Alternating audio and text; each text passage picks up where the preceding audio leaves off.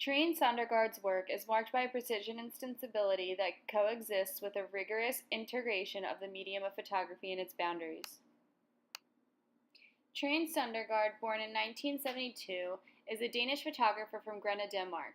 She is a cutting-edge master of the contemporary art of photography.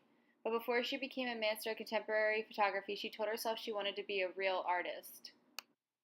Now, in today's day and age, to be an artist means so many different things to so many different people. This could mean being a musician, a makeup artist, a tattoo artist, and so much more.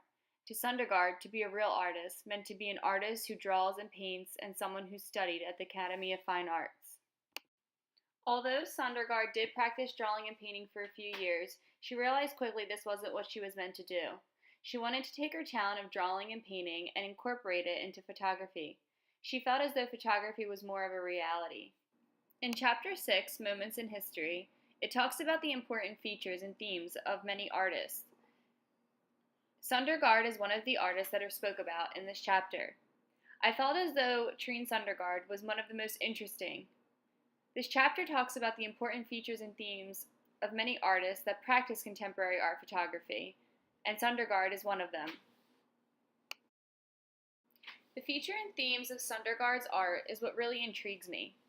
She chooses scenes like the one shown here because she's drawn to quiet, empty, and lonely places. This artist is drawn to these types of scenes and enjoys photographing them because she believes that they are more interesting to the viewer.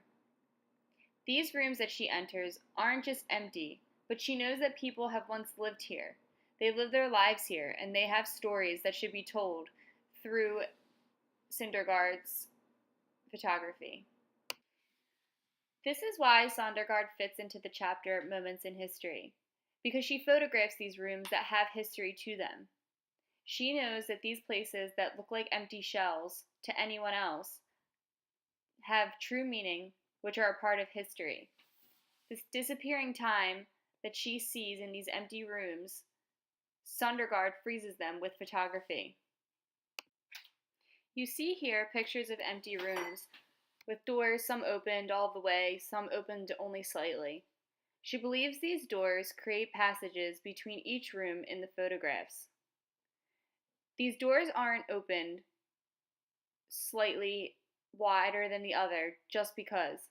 How much each door is open matters in her photography. Sondergaard focuses on the small things in her artwork, not the big. She cares about the lines, the angles, and again, how much each door is open or closed. She finds all of the small things most interesting and mysterious and captures these things in her photography. Earlier, I mentioned that Sondergaard feels as though photography was more of a reality to her. She uses photography to not only understand the world, but to understand herself as well. She has no opinion going into her work. She likes to leave the photograph open for the viewer to read themselves. And this is why these empty rooms are such a big part of her photography. These rooms give her room to show people that even though these rooms are very empty, they have stories to tell.